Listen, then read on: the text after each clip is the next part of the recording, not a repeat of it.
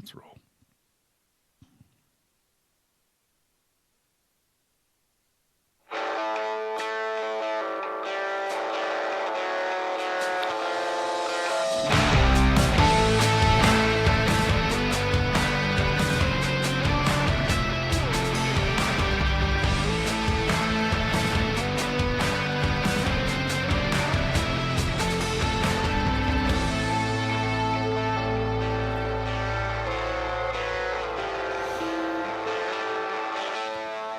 Welcome back to the Mancave Caucus podcast. This is episode 80, Tim.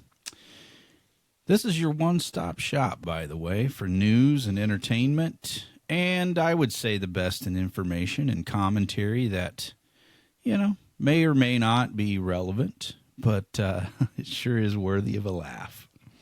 We're coming at you again from deep within the bowels of the uber cool and super secret man cave. Right? Okay. It's probably not so super secret, but that's all right. I'm your host, Ben Baker. Tim Holden is our co-host and sidekick extraordinaire here at the Mancave Caucus. And our part-time, full-time producer, video guru, Googler of all the things, the facts guy, is Detective Joel Mace over there on the pleather couch. So together we make up the Mancave Caucus podcast. And I'm telling you, we've got lots of stuff to talk about, Tim. How was your week? It was good. It was good. Did you get anything done? Yeah, I put a TPO roof on the dormitory over at BHAG. I saw they got the windows in there. Yeah, and finished up some doors, and even got to play golf this weekend. Nice. Which is a rare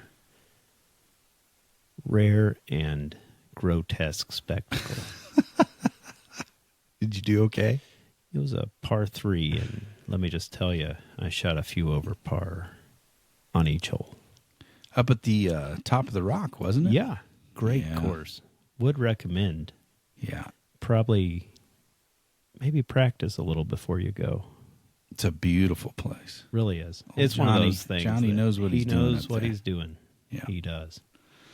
What about you, Joel? What'd you do this week? Anything? I worked. You worked? I worked all week. I did too, for the most part. Got out of Jefferson City, though, late Thursday, and get a week off. So I'm happy about that. Real happy. I don't know if you guys have been trying to keep up and pay attention, but it's almost impossible. But the breakneck speed of Trump, I call it Trump 2.0, has been something else, something to watch. You can't keep up. I think it's orchestrated. I think it's planned to be this way. I hope they can keep it up. I think it's great. There's been a lot accomplished for the good of the people. I would say probably more in these first 2 months of this presidency than most 4-year terms of a president, if I were to guess, as far as what has actually been accomplished for good that will have lasting results for the people. So I think that's awesome to see. And I think they're trying to steer, we were very close to the precipice in this country in so many ways, fiscally, our defense, so many areas, and they're trying to, it's like the last minute correction where you've got to jerk the wheel, and there are some consequences of that. But I think that's where we're at right now. We're jerking the wheel away from the cliff, and because of that, it doesn't feel super comfortable at times, but I think it's something that, it's necessary. So, and it's all these areas, fiscally, socially, it is educationally, it's defensively. I've got to check the screen here, make sure we got the right screen going on for Joel. See if that'll work, Joel. If it doesn't, you just tell me. Our defense, our system when it comes to our armed forces, we're in such disarray in this country. under the last 4 years of Joe Biden. And I mean, really going back even to Obama's presidency, because Trump really didn't have the opportunity to recorrect a lot of the things in his first term, not near as much as he has been able to do now. And I think it's because of the people that he's put in place in his cabinet. It's the people that he's put in place around him, giving him advice this time around. All of that figures into it. So you look at it. We're 2 months in. The border is pretty secure, right? I mean, how many border crossings do we have right now? It's went to almost nothing. It's like 97% down. It's unbelievable what has happened with the border just in 2 months of this presidency. They're deporting the illegal bad guys. They've got the criminals on the run. They're making deals in foreign policy. We're getting back to Panama Canal. I mean, did you see the story this week about the judge turning around the Venezuelan? Yeah, we're going to talk about that a little bit. Don't want to jump ahead. But. Well, so that's another example. There's already been several executive orders that are made or policy decisions that are being implemented where federal judges have tried to block what President Trump is trying to do in this administration. Many of them with absolutely no founding, it's just completely arbitrary. They just don't like it. But I think, there's no way most of that is going to stick when it comes to implementing policy in this administration. And then you have DOGE. We've been talking about that almost every week, and you can't help it. Like, what is happening with that is unprecedented. It's unbelievable what they're actually doing. And we're going to talk about that some again on the show today. But they're rooting out waste, the fraud, the abuse of our taxpayer dollars, like never has ever been done in the federal government. And that's just a fraction of what is happening on the federal level. So also this week, on March the 13th, U.S. forces under the direction of the Trump administration conducted a precision airstrike in Iraq's Al-Anbar province, killing Abu Khadija, a senior leader. They are really saying the leader of ISIS, the senior leader of the Islamic State. The operation was carried out in coordination with Iraqi intelligence and security services, as well as the Kurdish regional government. Al-Rufai was considered the deputy caliph and ISIS's chief of global operations, was responsible for overseeing the group's logistics, planning, financing worldwide. And the strike also killed another ISIS operative, with both found wearing unexploded suicide vests and also carrying weapons when they found them. President Donald Trump announced the success of this mission on March the 14th, stating that al-Rufai had been relentlessly hunted down and his miserable life was terminated. I just love that statement by President Trump. ISIS had a crisis. Yeah. And so, he began to emphasize strength through peace. And that's something that we need desperately and have been lacking, especially under the last 4 years of Joe Biden. But I did enjoy Trump's press release when he put that out there. What was the other one? He died like a dog. Yeah, that's what I was going to say. But Iraqi Prime Minister Mohammed Sudani, he hailed the operation as a victory against terrorism, noting the terrorist status as one of the world's most dangerous terrorists. The U.S. Central Command confirmed the deaths via DNA evidence, underscoring the ongoing effort to dismantle ISIS leadership, amid what's going on, the concerns over there with the potential resurgence following the recent instability in Syria. So that's going on. He's going after ISIS. He's going after the terrorism in those areas. At the same time, almost, we also have this week U.S. forces strike the Houthi targets in Yemen, eliminating key threats there as well. This is March the 15th. So U.S. Central Command launched precision airstrikes against Iran-backed Houthi targets across Yemen, successfully eliminating key military assets there. The operation, which was ordered by President Donald Trump, did you see him in the war room? with the MAGA hat on. Uh-uh. He's got the MAGA hat on and the headphones on, and they're directing these strikes. It was great. See if you can find that picture, Joel, and we'll put it up. So he's directing these things as well from the command facilities. Missile storage sites, weapon production hubs in those areas. They were a part of those airstrikes. U.S. warplanes and Tomahawk missiles struck those Houthi bases, including their largest missile arsenal, aiming to protect American interests and restore freedom of navigation there in the Red Sea, which has been a problem as of late.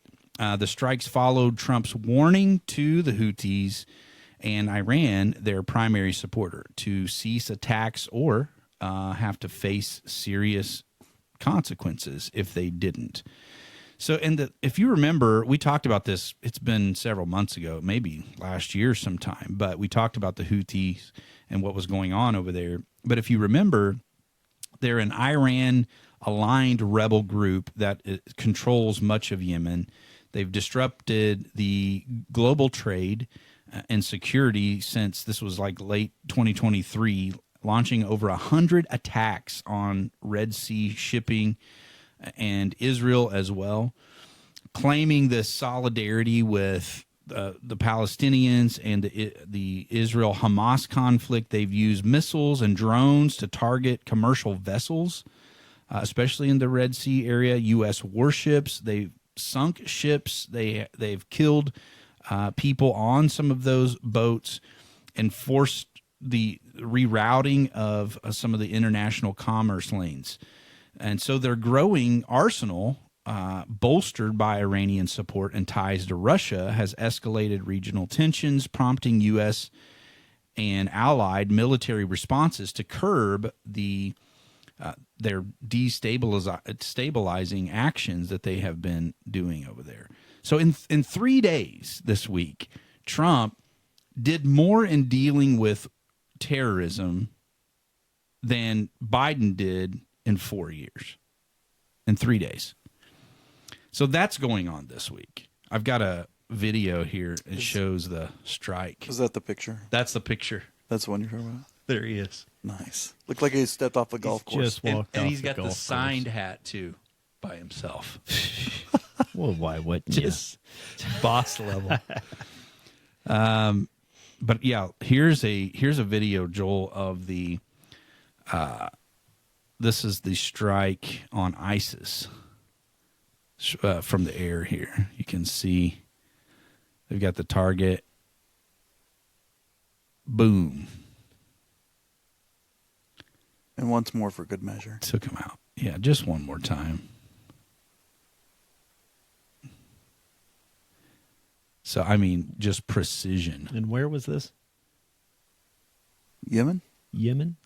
No, this was the ISIS attack on the ISIS leaders, which was In Iraq. in Iraq, yeah. Wow. So, I mean, just think about all that's going on with this, too, at the same time. So, also this week, Congress passed the continuing resolution. I don't know if you saw that. Here's some other pictures, too. I almost passed these up, Joel. So this is some video footage from the Yemen attacks, the airstrikes. Let me zoom in on that. Yep. I mean, just utter devastation.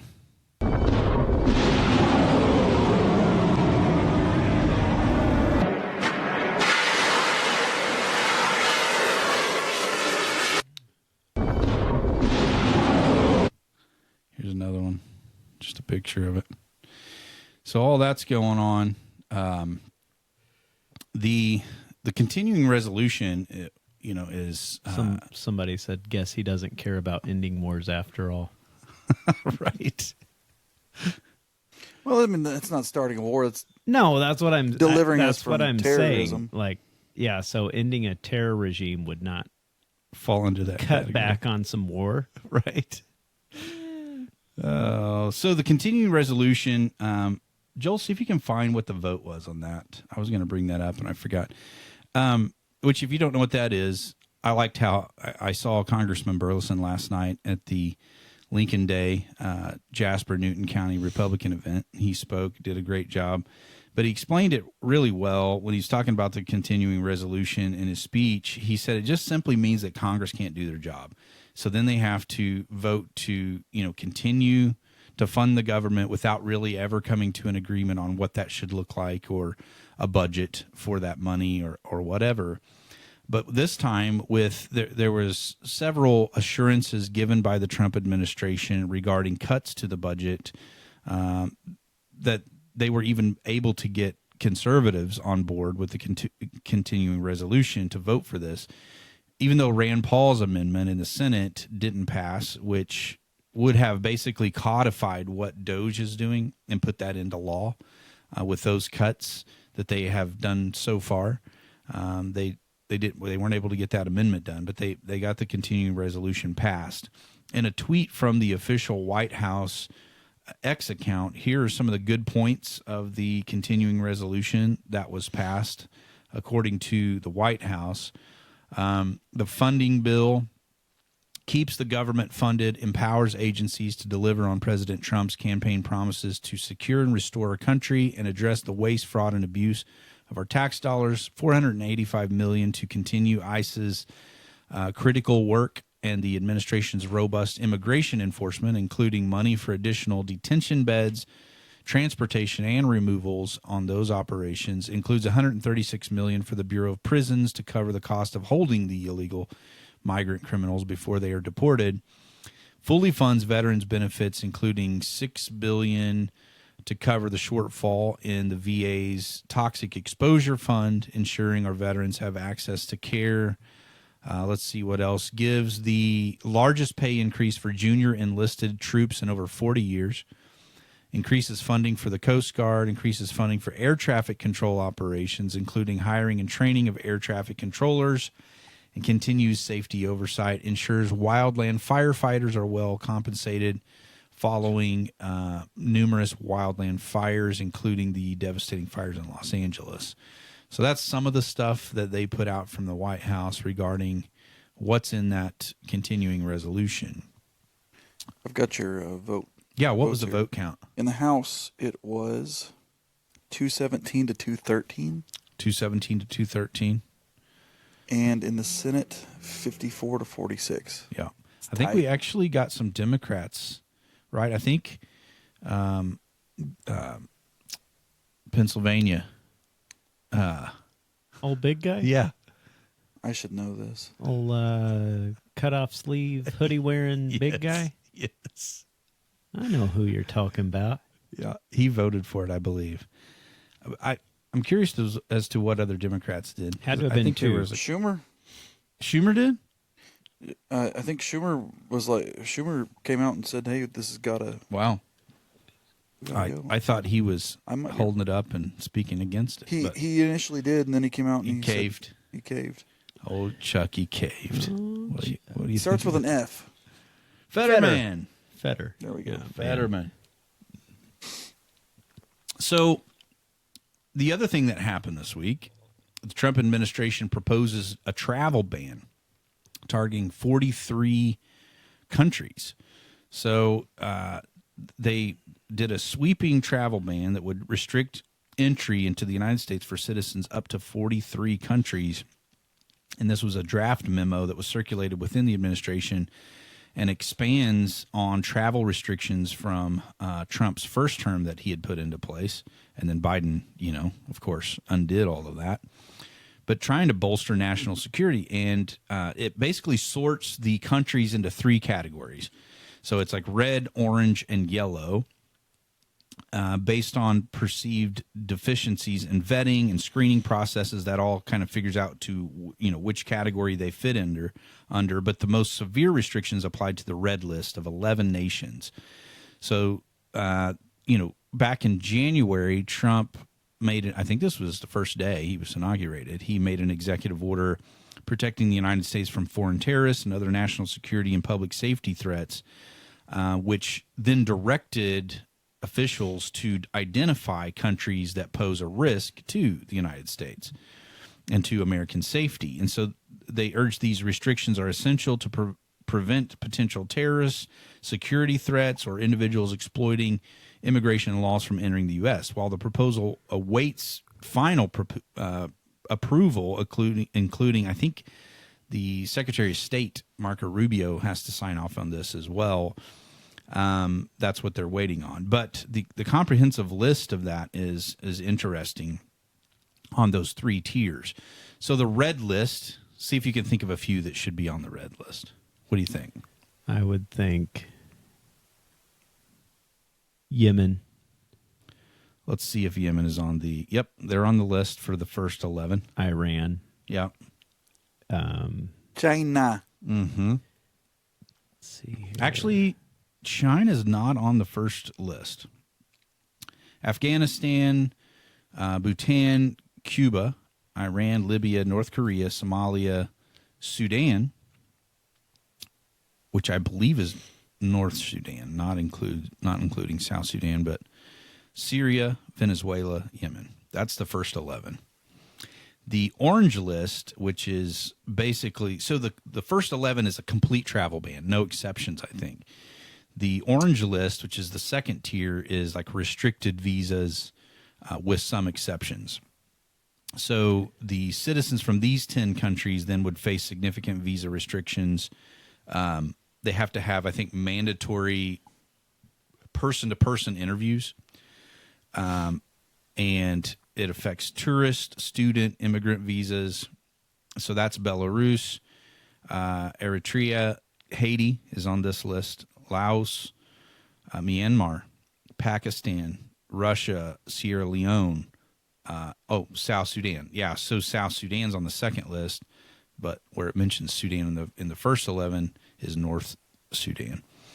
Turkmenistan, that's the second list. And then you have the yellow list, which is conditional restrictions.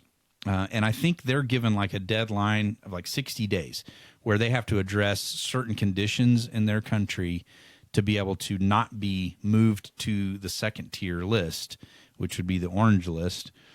And it's like things like passport security, risk escalation that could happen between those different tiers. So Cambodia is on that list. The Republic of Congo, Zimbabwe, those are some on that tier list. I thought that said St. Louis St. Louis. down there, but No. St. Louis probably should be on that list I was somewhere. thinking it's number 19. What's that say? For what? Number 19 on the yellow list. On here, on Twitter. Oh, St. Lucia. St. Lucia. Same difference. Yeah. Similar. St. Lucia's probably safer. Probably. Yeah, so there's several more on that yellow list. But so, and I think it's necessary, right, for public safety. They justify this travel ban because, protecting American citizens from external threats is something that the president should care a lot about, right? That's really, one of his top responsibilities as commander-in-chief is to keep the people of this country safe. And the executive order underpinning all of this, this policy highlights the need to, block people who intend to commit terrorist attacks or threaten our national security or even espouse hateful ideology toward our country. Why would you let anyone into our country that has verbally espoused hatred in their ideology for Americans? Why would you ever? Seems cut and dry. But, again, this has happened over the past 4 years where, people have come in that are completely unvetted, let alone just, something where they have made threats or have hateful ideology. So some of those countries on the red list, Afghanistan, Syria, Yemen, are obviously terror hotspots with a history of instability or poor cooperation in sharing their vetting information. And because of that, potentially letting dangerous people slip through and into our country. The orange and yellow tiers target nations with inadequate screening. We talked about that. So suspending or limiting travel from these nations, I think, does ensure that only thoroughly vetted individuals are able then to enter the U.S., reducing, obviously, the likelihood of security breaches and enhancing public safety. So I think it will work. There may be some consequences when it comes to foreign relations a little bit, because that obviously causes a little bit of tension. But you look at their policies. How easy is it for other foreign nationals to get into their countries? What happens if you jump the border in Iran or one of those countries? A better metric might be, would you want to go there? Would you want to go there? Right. But yeah, you probably wouldn't last too long. You jump the border into Iran. Right. You know, I haven't heard people freaking out about this like they did in the first term. You remember about the ban? Yeah, the ban. There hasn't been as much negative news on that.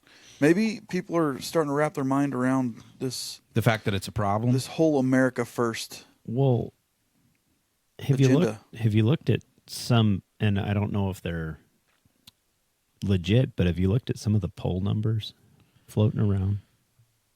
Oh, it's unbelievable. If there's any legitimacy, it would explain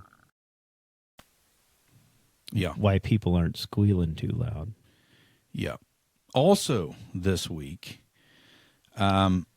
this is also March the 15th. I mean, these things have all happened this week. This is what I'm saying. When I'm talking about the breakneck speed of what's taking place with the Trump administration, this is a good example of it. So also on March 15th, the Trump administration deported hundreds of alleged MS-13 gang members, including 2 key leaders, to El Salvador, where they were swiftly incarcerated in the country's notorious prison system, including the maximum security CCOT facility. So here's a video of this where they are deporting 200 plus Tren de Aragua cartel members to El Salvador. Look at this. Blow it up.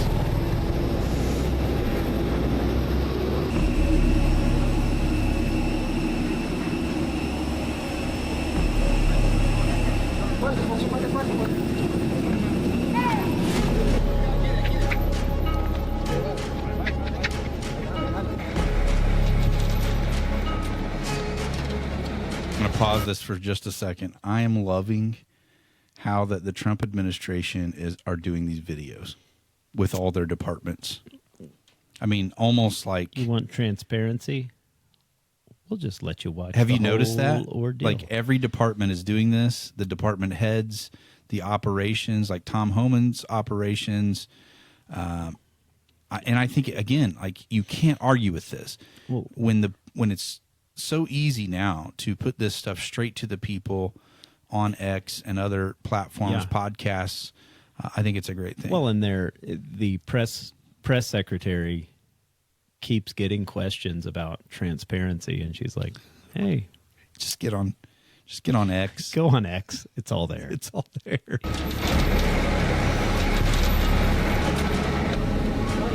Ooh, don't get much more transparent than They're that. showing the tattoos. Did you see that?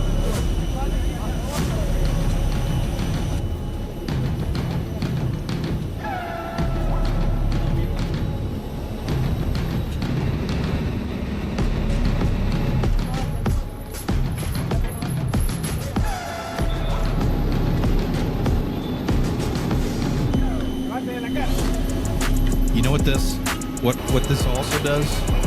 This is a deterrent. Yeah. It's very apparent that is. It's a deterrent. And that's the thing, too, that I think will work. I mean, when the other terrorists are seeing the chances of them being successful and not ending up in a prison in El Salvador, they might think twice about it. So this deal was brokered. So this was Marco Rubio and El Salvador's president, Nayib Bukele. We've talked about a lot before. So El Salvador agreed to accept these deportees of any nationality, including violent criminals, for just a modest fee per prisoner, making so it helps fund their prison over there, but it gets these people off the streets and out of our country for right now. And it aids this U.S. immigration enforcement mechanism that is now in place. So this is kind of unprecedented, as far as I know, to remove dangerous gang members from American streets, and then Bukele offering to house those people in facilities, many of them known for harsh conditions. But hey, once again, a good deterrent. If the stakes get raised that you're not going to, a posh right, prisony palace facility with good meals and Yeah. a nice cot. And Salvador is quite well versed in dealing with this, with these people. And successful, I might add. So I know I mentioned it on the show before. I've got a good friend that's from El Salvador, and he goes back once, twice a year. And he said he told me stories about getting robbed on the subway in El Salvador, and he's told me the last several years he's gone back, or last couple of years he's gone back. He said it's the most peaceful, clean, best country around. Yeah, It's completely daylight and dark from what it used to be. Isn't it crazy what happens when you treat criminals like criminals? When you enforce the law and take care of the criminals on the streets. And that's what Bukele did. He's like, look, if you guys want to fight this out, you can fight it out in prison. That's basically the principle behind it, right? Put them all in there and let them fight it out in there, where it keeps the public safe and probably helps kind of cancel out the problem when you've got those people fighting against one another in prison. So this also, part of this was Trump invoked the Alien Enemies Act. Joel, see if you can look that up real quick and find a short definition maybe of what that is. But I think it's from like the 17 or early 1800s, the Alien Enemies Act. But while the deportations have sparked legal challenges, so of course, you have a federal judge then slaps down a temporary block of this program, but it's already, I think they've already worked through that at this point. But, this obviously would, I think, deter cartel activity because of the fear of that kind of confinement can really discourage gang operations in the U.S. So, yes, get them off the streets, put all the gangbangers in together somewhere far from here. I think it's a genius idea to help discourage the further gang activity, but also deal with the people that are here in our country. So, yeah. I got you here. Problem solved. Yeah, what is that, Joel? It says it's the Alien Enemies Act of 1798 is a wartime authority that allows the president to detain or deport the natives and citizens of an enemy nation. The law permits the president to target these immigrants without a hearing and based only on their country of birth or citizenship. There you go. Although the law was enacted to prevent foreign espionage and sabotage in wartime, it can be and has been wielded against immigrants who have done nothing wrong, have evinced no signs of disloyalty, and are lawfully present in the United States. So here's the thing. Here's my thing. Because I've heard people say, well, what about due process? And my thought on this is this.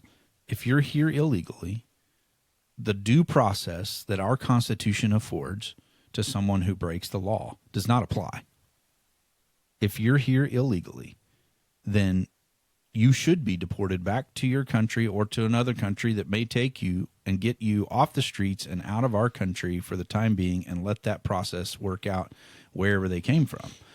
And I think that's kind of the essence of what that Alien Enemies Act is. If you check in through the, available system, you're signing up when you cross the border legally for due process for all of those. And I have to agree with you there that when it comes to lawbreakers, it's real simple to me.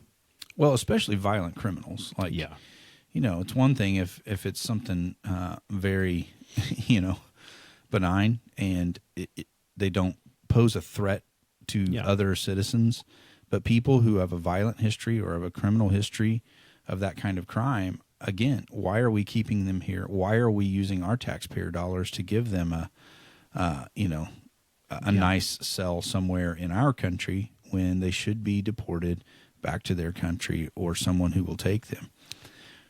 And let them duke it out there. That's how I feel about it. Like, you put these guys in that prison in El Salvador, and again, I think some of that threat will cancel each other out. That sounds mean, maybe, to say that, but it's like, you made your choices, and it's not our responsibility to fix all of that when you were here illegally. So, and I think it's a hard thing to argue that they're not terrorists if you look at what was going on with Tren de Aragua and stuff. Well, yeah, MS-13, Tren de Aragua, like, these people are evil, and what they are doing to our communities and our country is not acceptable, and you have to deal harshly with that. So this week, you may remember two NASA astronauts, Butch Wilmore and Suni Williams. They were stuck on the International Space Station after launching, I think it was back in June of last year, June the 5th, aboard Boeing's Starliner capsule. It was meant to be like an 8 to 10 day test mission, I believe. And there were technical issues that happened, some propulsion system problems, and a helium leak that made it unsafe for them to return on that vessel, on that Starliner. I think it returned to Earth, but it was without them. This would have been September of last year, of 2024. So their stay then extended from days to over 9 months. These people were stuck on the International Space Station. I think one of the most egregious things that with this situation is that Elon offered Biden to go get them back in November, I believe. It wasn't expedient for the Democrats to have, because Elon had already kind of pitched his tent with the Trump camp. Yeah. And so Isn't that sick? Yeah. Just because of political. Yeah. You know how, and that's the thing is, I mean, it's pretty much like laying in a hospital bed, being in space that long. I don't for think your I could spine, I don't things think like I could that. do it. So your muscles atrophy in your spine because of the lack of gravity. And I mean, I think my back would be better. It would. No, it is. But when you get At least back, temporarily. it gets worse. And so that's what they were playing with. These people became political pawns. Man, I tell you, I was thinking about that. And I think there are other people on there, right? So it's not just the two people that were on there. Is there other crew members? Maybe, Joel, you can find I'm on it. It looks Seems like like there's to me- 3 people in there right now. 4. Well, that's the 5. people getting there, Oh, I think. that was quick. They're hugging him. Yeah, so we're going to play this video in just a second. But I just can't imagine, man, being stuck in space on that. And then, I mean, think about the mental part of that. Like, are we ever going to get off here? Like, is it possible? You know, like, that would be crazy. So SpaceX then steps up this week. Crew 10 mission was the name of it, launching a Falcon 9 rocket and a Dragon spacecraft. This was March the 14th, carrying 4 astronauts to the International Space Station. And that will enable Wilmore and Williams to return on the Dragon capsule. I think It looks like it was just them. it was just those two that were stuck on there. Everything I could find. That's crazy. It's like a movie. I was There thinking probably will be a movie. I about was this, thinking- actually. we could be sending Tren de Aragua to space Tim, I don't know if you did before long. I don't know if you did a good enough job explaining tell the listeners what happened with Elon Musk. Like, he offered Yeah. and Biden rejected him for what reason? Just political. It wasn't politically expedient to take a So he rejected Elon's help. yes Yeah, because That's he insane.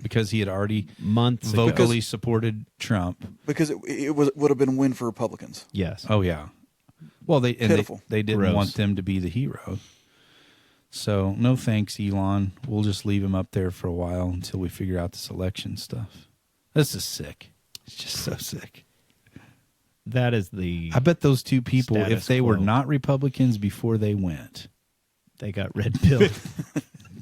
they got The forced. movie. I've got the a red movie pill was title. forced down. Red Pilled in Space. Yes. The documentary. Guarantee you. Guarantee Where's you. Michael Moore when you need him? So here's the video of the rescue squad getting to the space station.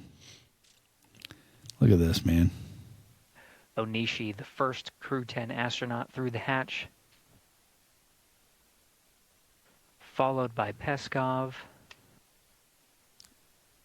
Is that guy wearing a Japanese flag on Nicole his shoulder? Ayers, the first of the Fly's I don't know. Looked newest like it. class of astronauts to enter, and last commander of Crew 10, Anne McLean. Crazy, man. I just want to try that once, though. The whole weightlessness thing. I'd say it's going to be commercially available before long. Do you see the Boeing spaceship that just landed? Onishi, the first Crew 10 No, I astronaut didn't. through the hatch. It was kind of Google that Boeing spaceship. It looked like a space shuttle. Nobody knew it existed. You know what this reminded me of was Rocket Man. when he's stuck on the It's spaceship been a going to long Mars. time. What was it, Tim? Boeing? The Boeing space shuttle. It should be like a top Google. I think it was a Boeing space shuttle that wasn't able to go get them.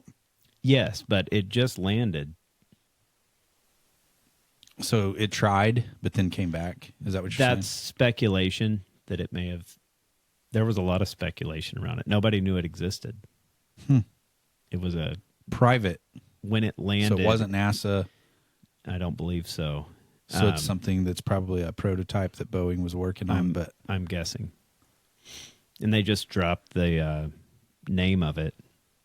Boeing Starliner spacecraft landed safely back on Earth. that's Yeah. the one that had the problems of why they ended up stuck there. So they sent And it then out it- to check it and then brought it back. It returned, but without them. So it returned with the problems. That just happened this week. So it just got back. If that's the same spaceship. Interesting. Everything I can find is on the Dragon. Yeah. So that's crazy. SpaceX stepping up again, man. I mean, just Elon has a knack for making the world a better place, doesn't he? And for the repayment of that, what does he get? Well, crazy lunatic protesters that keep destroying his Tesla dealerships across the country. Look at this. Here's another one. Firebombing, shooting them up, like destroying the Cybertrucks and the Teslas simply because they disagree with him politically and The, because he supports Donald Trump. The Babylon Bee summed it up really, really well. Said Crazy. leftists are destroying fascism and Nazism, something to that effect, by painting swastikas Yes. on cars and destroying immigrant businesses. They're so deranged. They're so deranged. What's the deal with that tire? Did you see that? Yeah, Just melted. It blew. So when a tire blows, the sidewalls go and the steel belt stays together.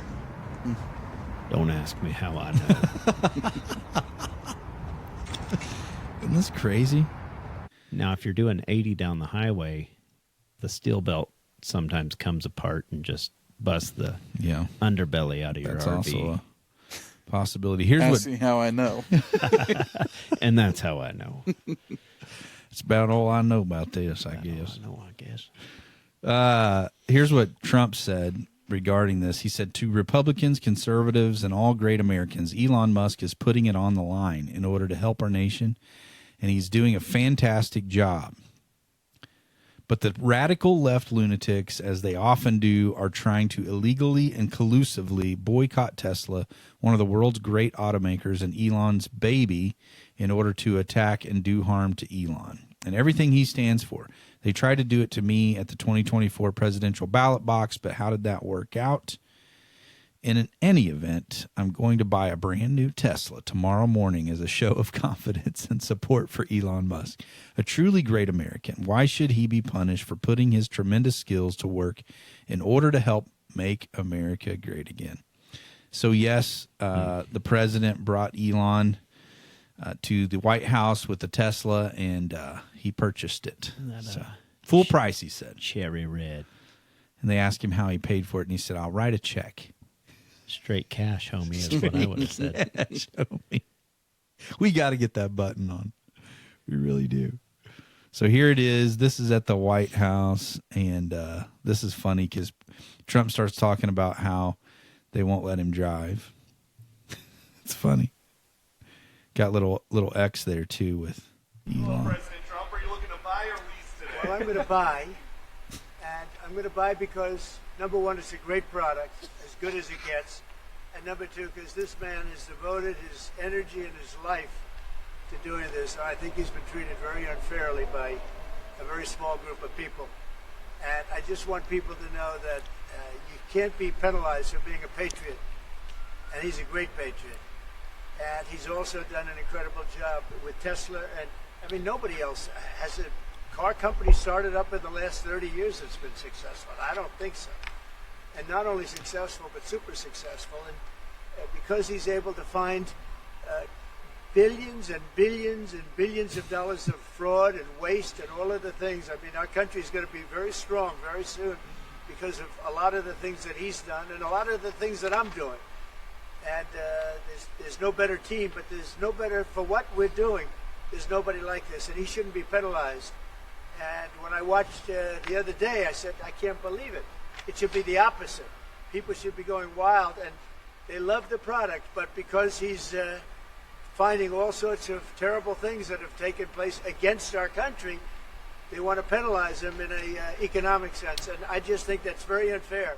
Tesla's stock is down 50%. Now, here's the bad news. Since I'm all not allowed this. to drive because I haven't crazy. driven a car in a long time, and I love to drive cars.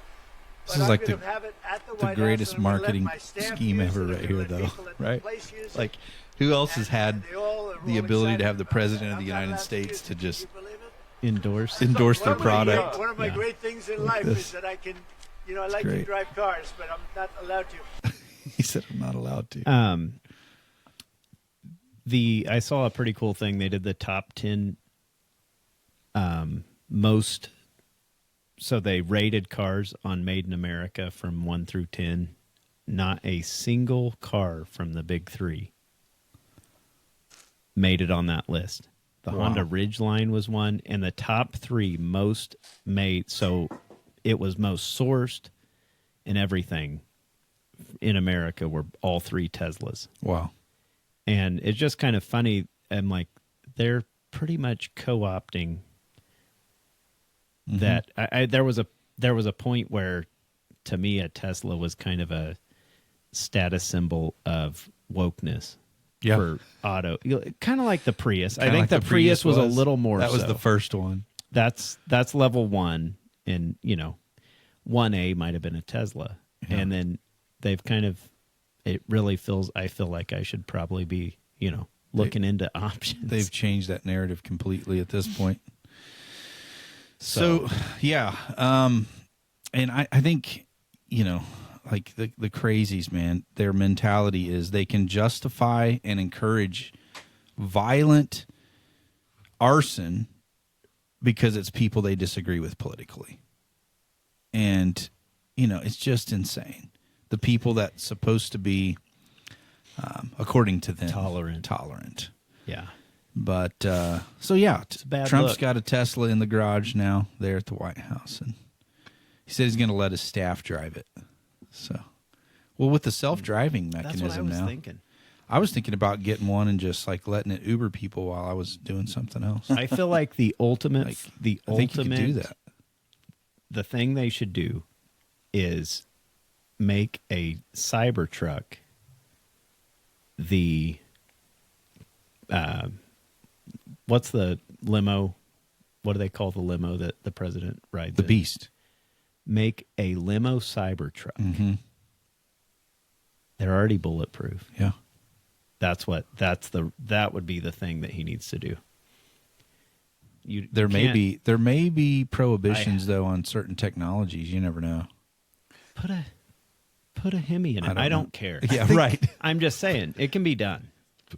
Put a diesel in it. I think that might actually be legal. Probably more legal than president endorsing a private company. Just saying. Right. Yeah. I hate to be the odd man out here, but I don't know that that's legal. I get it. I'm just saying, like that. Have Tesla build the presidential mobile.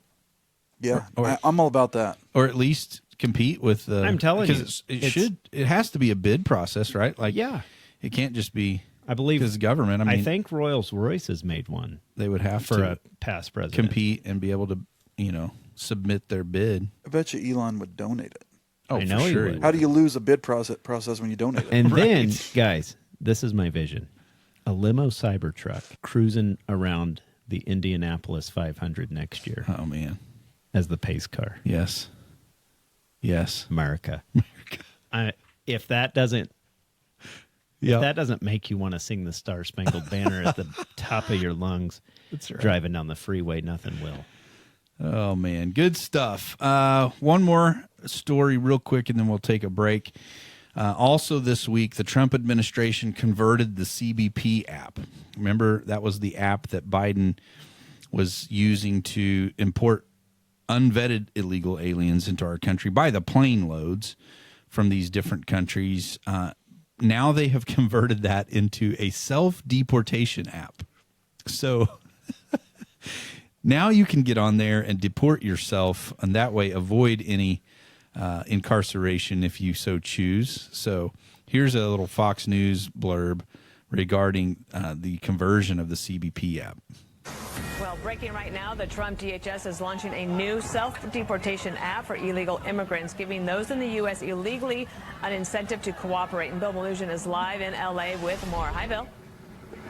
Dana, good morning to you. So this is pretty remarkable. The Trump administration has taken that controversial CBP One cell phone app for migrants that the Biden administration was using, and they've repurposed it into a self-deportation app that is officially launching today. And we're getting an exclusive first look at it. Take a look. The app is now called CBP Home. It allows illegal aliens in the U.S. to register to self-deport. They fill out biographical information, including their countries of citizenship, which country they plan to return to, their alien registration numbers, their contact information, and it allows them to upload photos of themselves to confirm their identity. All of it is then submitted to CBP, and they leave the country. Now, you might be asking One-star yourself, review well, why would an illegal immigrant want to self-deport? On iTunes. Well, DHS says if they leave now, they will have the opportunity to return to the U.S. legally in the future and chase the American dream. But if they don't leave, they will be found, arrested, detained, and deported with a permanent ban on entry into the United States. In a statement to Fox News, DHS Secretary Kristi Noem said in part, quote, the Biden administration exploited the CBP One app to allow more than 1 million aliens to illegally enter the United States. With the launching of the CBP Home app, we are restoring integrity to our immigration system. If they don't self-deport, we will find them, deport them, and they will never return. The Biden administration's use of the CBP One app allowed more than 40,000 migrants to come into the U.S. at a port of entry every single month. That totaled nearly 1 million migrants by the end of his presidency. President Trump they should have just posted the video office, that we were watching 6 months ago of people just wandering by through the fence and kind of waving. Right. Just played it in reverse. Yeah. Played it in reverse.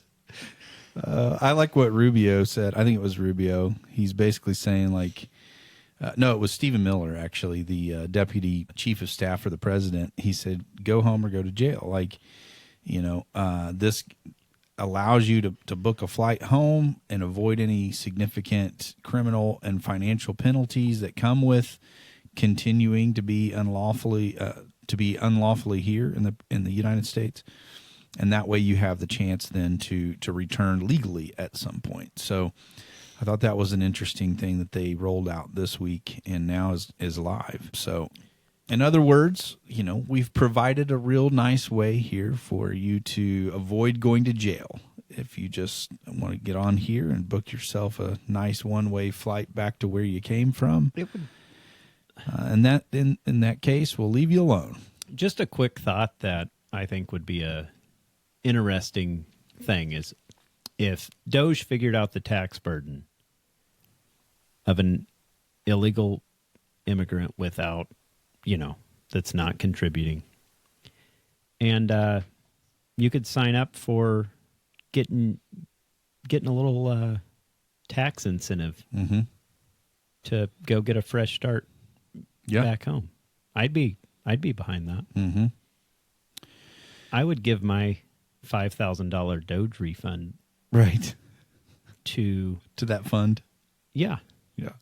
Did you see the one where they were saying that it would be a cool thing to have an option to donate your Doge refund, the alleged Doge refund to Ukraine? Oh. Yeah. To see who really stands That way the with bleeding Ukraine. hearts could Yeah. just put give their it- money where give their it mouth right, is. Right, straight to Literally. Ukraine. Yeah. Yeah. The ones with their Ukraine flag in their bios. Well, they were just saying it would be a nice thing to just Yeah. put that as an optional place to allocate those funds. Which got me thinking, we could start a GoFundMe for Bukele's efforts over there in El Salvador. Yeah. That'd be a good idea, too. Yeah. Like, I'd donate to that. It's a good cause. There's things that I found doing my taxes this year less of a burden. I'm like, Right. maybe it's going to go somewhere good. Maybe they're going to do something good with it. For real. All right, we're going to take a break here for just a few, and we'll be right back. Hold tight, everybody. All right, here we go. We're coming back in on our new track. Ha! Yep. The new track. Shama-san. This one I think is the best. I think I sent you a new one No, this is today. it. Well, I know, but I found I followed her. She's pumping out the tunes.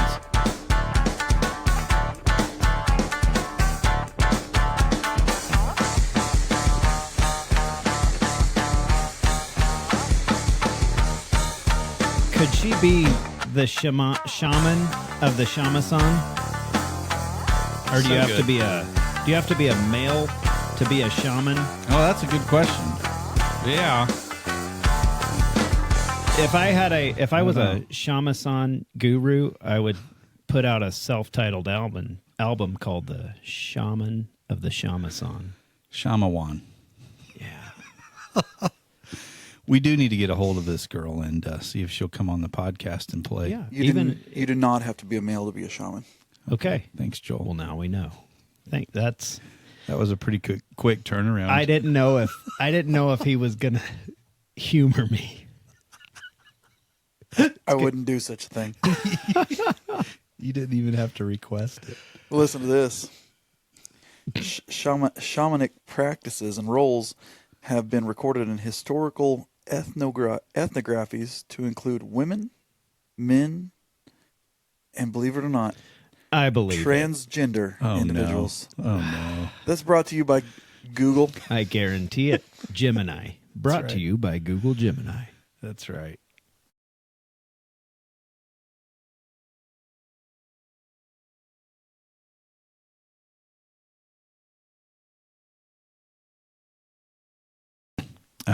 Gives some insight to just how bad it really is with the federal government, what they're seeing right now and finding regarding these payment systems as they go in with the audit team to these federal agencies. By the way, I wanted to mention this.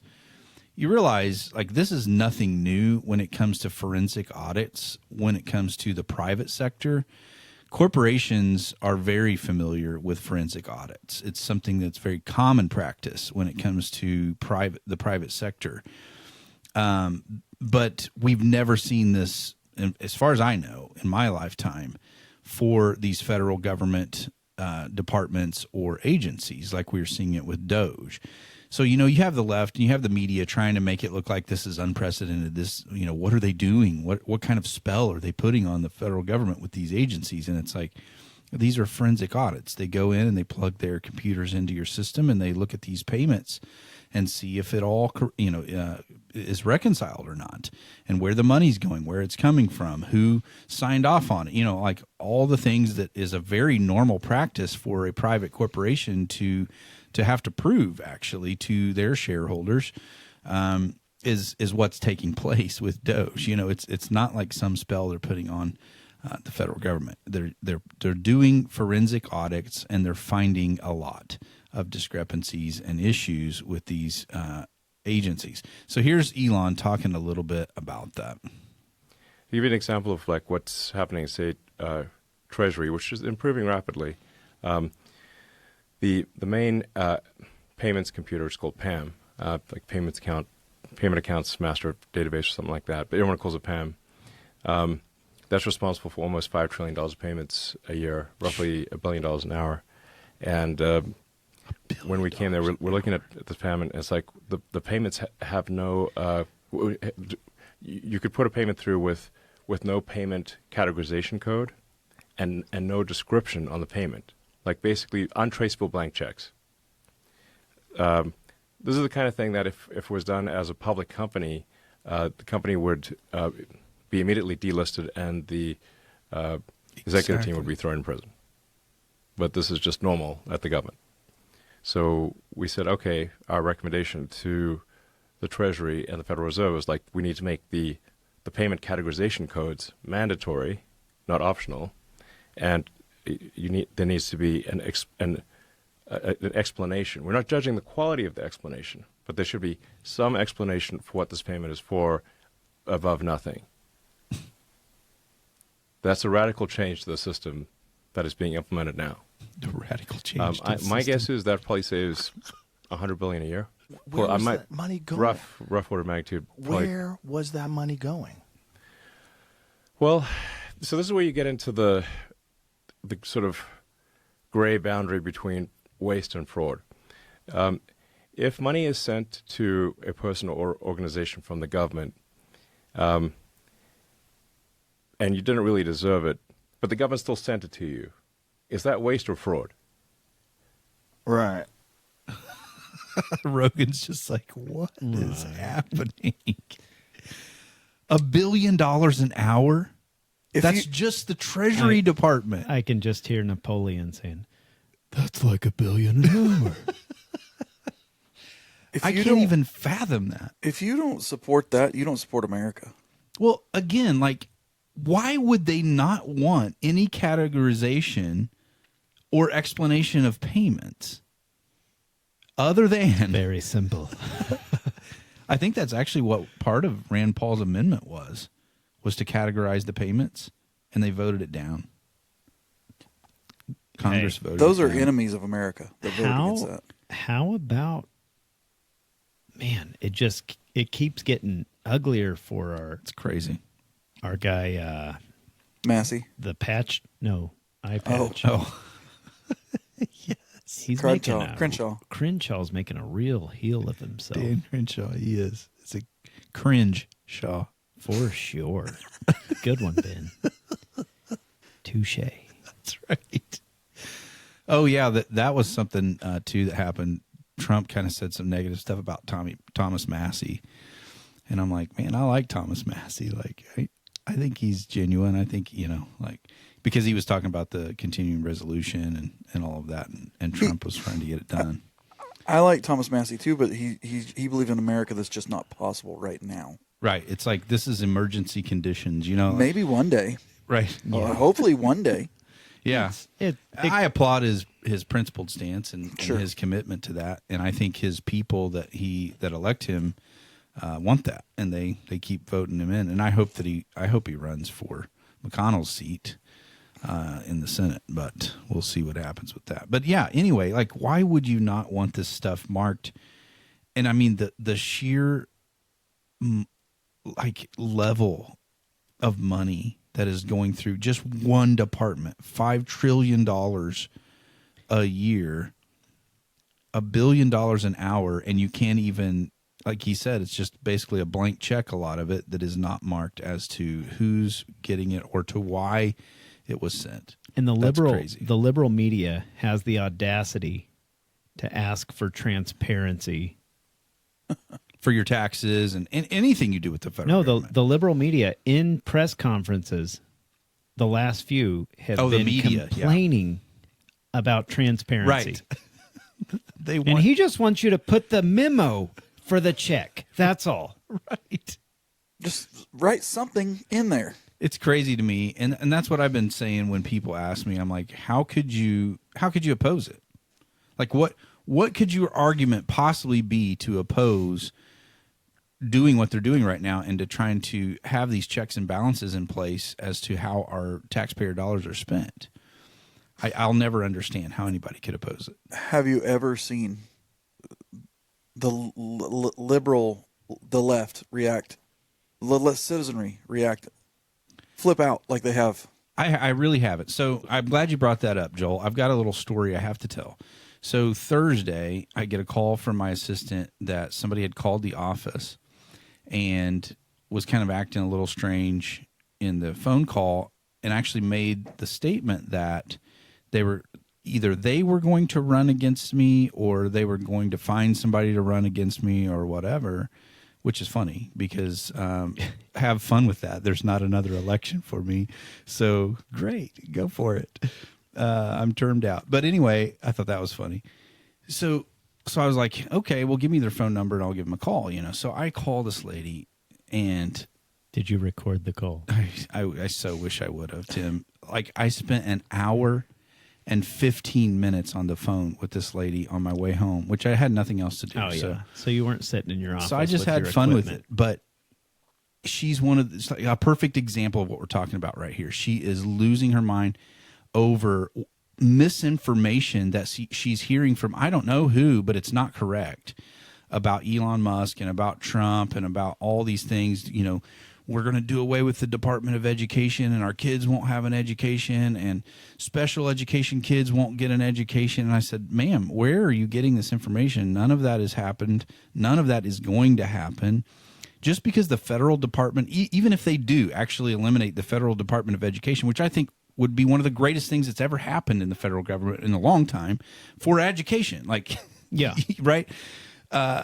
But even if they did, that doesn't mean the money for education goes away. That just means you don't have this giant department that's eating up a lot of that money for no reason. It's just a pass through. Like, just give the money to the states and let the states disperse that money to the schools, and they would much better be able to be accountable and transparent with that money than the federal government would. And you would probably get more money for your education in your state because of that. And I'm trying to explain these things. And then as soon as I would explain something where, like, she didn't have an argument, she would go to another topic. So for an hour and 15 minutes, I went down the list of every possible thing that she's like, me and my friends are, we have so much anxiety about what's going on, and with Elon Musk and Trump and our country. And I said, well, ma'am, I'm sorry you feel that way, but like, I know a lot of people that are happier than they've ever been with what's happening on the federal level right now. And that for once in our lives, somebody is actually saying we need to investigate where our money is being spent. And it's obvious we overspend, or investigate whether this employee should have a job in the federal government of whatever agency or not. She starts going down that. People are getting let go. The FAA, they fired all the people. Nobody's watching the planes, it was insane, all the things. But the biggest thing was this. So the actual reason why she called in the beginning was, she said, do you have any town halls that you do, where people can come and ask questions? And I said, well, I have several, there's the chamber puts on events where the public can come and ask questions. I do this all the time. Well, where's that information? She wanted the information. And I said, I tell you what, lady, I said, better than that. Because she kept saying, I have a whole bunch of my friends that are really upset about what's going on, and they have questions, And I was like, I tell you what to do. I said, get your friends together, get a date where I'm available, and I'll come over to one of your houses or meet you at a public meeting place or whatever, and you can bring all your friends there, and I'll answer any question you have regarding what I actually have the authority to do as a state legislator, not anything to do with the federal government. And you can ask any question, and however long it takes, I'll answer all those questions for you and your friends. And she starts backing up. She's like, well, I don't think that would work. I think it would be much better if it was a public venue and you're the one that, sets it all up and does it and everything. And I was like, well, I would have much more time if I, to answer all of your questions if we did it in that kind of setting. And it would be comfortable for you, because then it would be, your people in your area or whatever. And she just keeps backing up. And I said, better than that. I said, anybody, any of your friends, this is my cell phone number. Any of your friends can call me, they can email me, or they can meet me. I'll meet them anywhere. I'll have a cup of coffee with them, and I'll answer any question that they want to ask. And however long that takes, I'll do it. Well, people just don't have the time. And I'm like, so they don't have the time to go get a cup of coffee, but they have time to come to a public forum event, town hall style, event to ask questions where that would be really limited as to how much time they would actually have. And so the more I began to press on this, the more you realize what they were trying to do. They want a public venue where they can show up and cause a big sandwich stink. Signs. Yes. And make it look like that everybody's upset with the public official and get media attention for it. That's the only explanation as to why she would keep backing up, and not want to meet with me in person or whatever. So then once I answered in that way, then again, changed the subject to something else. And it just went on for an hour. You should have said, and if you just want to protest, I'll be at Lincoln Days. Yeah. Yeah. If you just want to I'm protest, not hiding under a rock. you can come to my house I and have a theory. protest. I think her friends are internet trolls. Could very well be. Joel. She is her friends that are internet trolls, maybe. I bet you she's found a group of people on the internet that want to sit back and troll. Yeah. And these are not...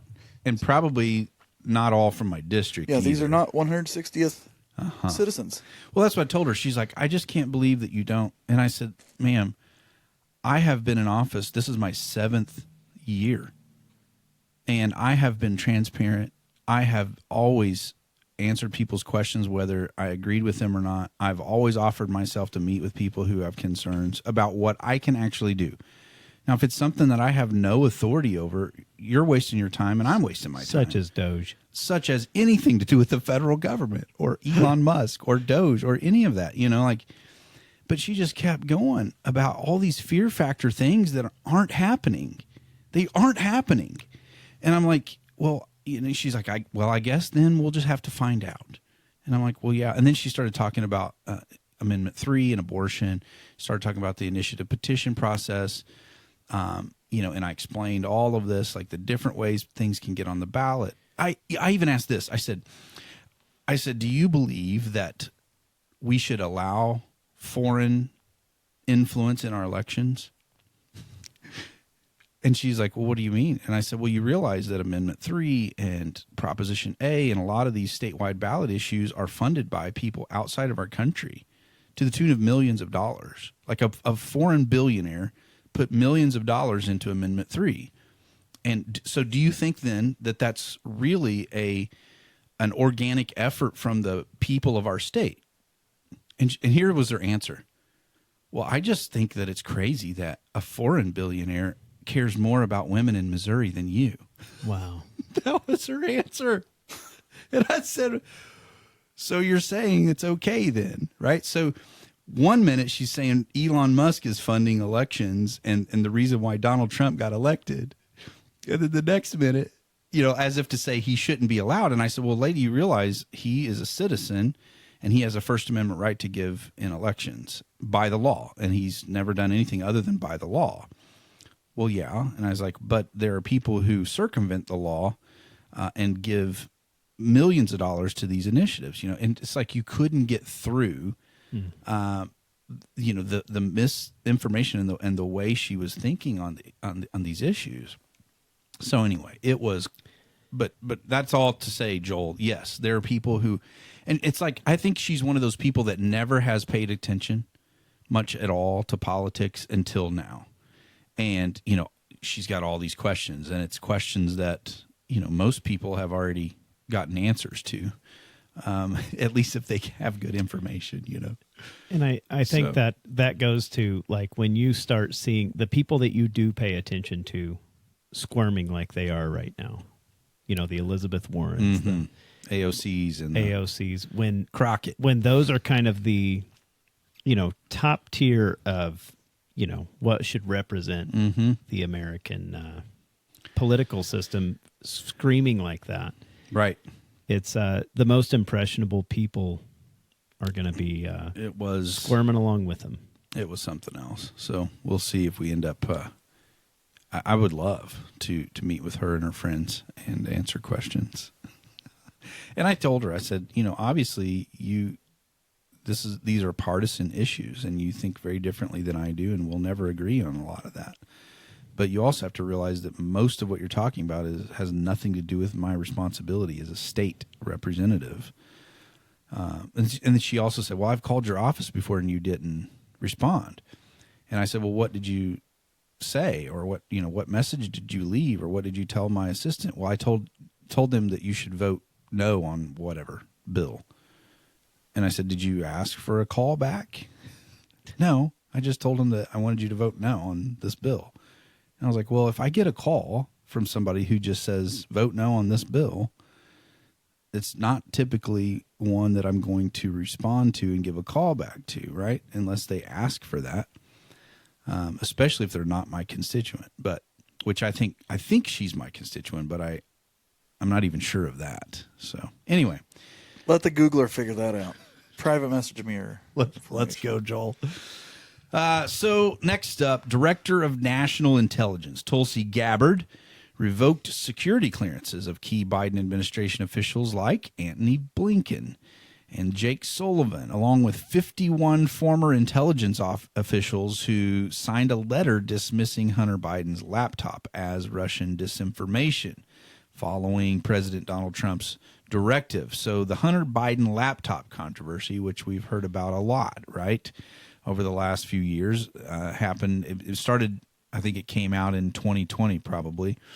The New York Post story right before the election and all of that, alleging corruption, and initially was censored, of course, by social media and questioned by these intelligence officials, but then later authenticated by the FBI that, I guess that story was true about the Hunter Biden laptop.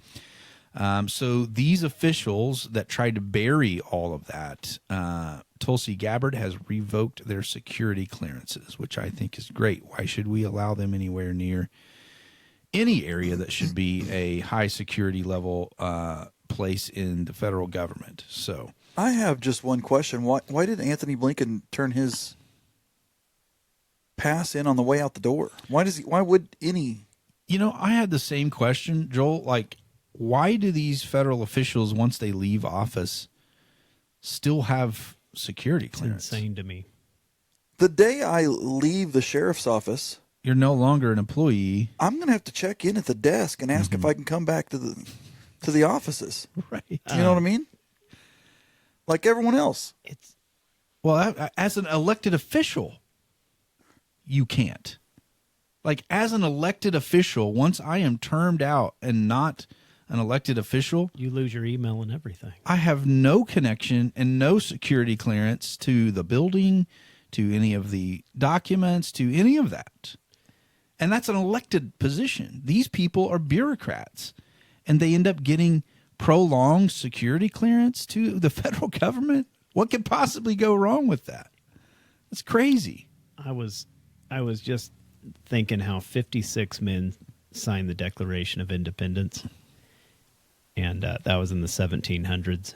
And then fast forward a couple 150 years, and you get 51 people to sign off on right election interference. It's crazy stuff. Crazy stuff. The worm is turned. But I think Tulsi Gabbard did the right thing. I don't think there's any reason why, especially when they're involved in this kind of a controversy where they could be, part of the problem when it came to what was buried in that evidence and the stories that were buried, obviously for political purposes, and they were a part of it. So, in my opinion, they should never be allowed to even serve again in any kind of capacity where they would have security clearance. In my opinion, they should be tried for treason. Yeah. I mean, this is political. We can only hope. This is political warfare. Why is nobody in jail? Right. And they changed the face of the 2020 election. They did. Why is no one in jail? And that story was a big part of it. Yeah. Well, they might end up there. Who knows? But at least at this point, Tulsi said, nope, no security clearances. Next up, Alina Habba has found the fake Oval Office I could not where believe Joe this. Biden pretended to be the president. We knew it, right? So listen to what she has to say about this. You guys, I just finished a show. Look at the room that they put me in. We're in Biden's fake Oval Office, everybody. And I've actually figured this out. I now know why. I now get it. Turn the camera around. There is a screen, teleprompter to the face. All I can say is the last administration was a disgrace. You guys, Disgrace. I just finished a show. So Kinda yeah, hexagonal. Look at the room. yeah. So Not really oval at all. apparently, I think it's the South Atrium Auditorium, or South Court Auditorium is what they call it at the White House. And it's in the Eisenhower. So maybe it's not in the White. It's not in the White House. It's in the Eisenhower Executive Office Building, but often used for White House events. You could see the theater seats in there, Yeah. right? Nice little. It's basically like a Hollywood studio, Yeah. where they could make Biden look like he was actually running things. So. Where was he? I don't know. Was he really even at the White House? Is the Oval Office on a second floor? I don't I could probably find that out. know on the White House how that works. Maybe it wasn't. Maybe the Oval Office was on a second floor, and we know how Joe struggled with stairs. Yeah. Maybe And that was they couldn't the issue. afford a stair genie. You know, the stair lift. Right. Oh, that thing that drives you up the wall? Yeah. Yeah, the ones that are like connected to the railing. Yes. Right. Wasn't very presidential to have him riding up the All stairs right, we're gonna on get- that all the time. I mean, we're probably going to get swatted over this deal, but I just Googled it, and it says, no, the Oval Office is not on the ground floor. It's located on the first floor. So See, I would have thought the ground floor and the first floor were the same thing. not always. Not always. Which kind of leads to the next story. So It is located. I'm confused by that, but okay. so you don't actually have to take stairs to the Oval Office. Is that how you see it, Joel? So I'm going to read you this exactly as Google has laid it out. It says, I Googled, is the Oval Office on the ground floor? And Google says, no, the Oval Office is not on the ground floor. It's located on the first floor. And in parentheses, ground floor of the West Wing. So that's a super non-answer. No, but yes. Thanks, Google. But The no. Secret Service SWAT team's en route. Yeah, they're like, right we're now not to- telling you. What do you want to know? That should be public information. It's okay. Just curious if he We just want to know if there's stairs that trying we to bought avoid some for that stairs. White House. So there was a report by the Heritage Foundation's Oversight Project alleging that President Joe Biden used an auto pen. Have you seen these stories? Yes. A mechanical device that replicates signatures, and that he used the auto pen for pardons issued on his last day in office, which was January the 19th, raising questions about their legal validity. So it highlights pardons for notable figures. So Anthony Fauci, Mark Milley, members of the January 6th committee, the Biden family members. Those anticipatory pardons. Right. Yeah. Yeah. Yeah, right. The ones that, just in case these people get in trouble, we're going to give them a preemptive pardon, just in case. So when they begin to look at this, it really does suggest potential irregularities due to the identical AutoPen signatures, right? So the claim tied to this, which also our own Missouri Attorney General Andrew Bailey has talked about and made a call for the Justice Department to investigate into whether Biden's cognitive decline allowed unelected staff then to use the AutoPen, which potentially would then invalidate executive actions, right?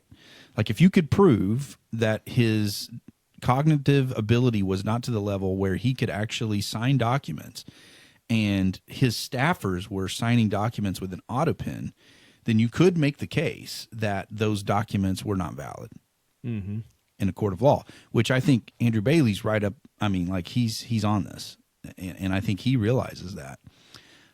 So this is a post on X where somebody kind of put several of these signatures all together. So you've got the Biden family pardon, the Milley pardon, Fauci pardon, Lundergan pardon, and then the January 6th committee pardons, and all the signatures for all of those documents are exactly the same. No, it's impressive, irregularities whatsoever. Same size, like everything is exactly the same.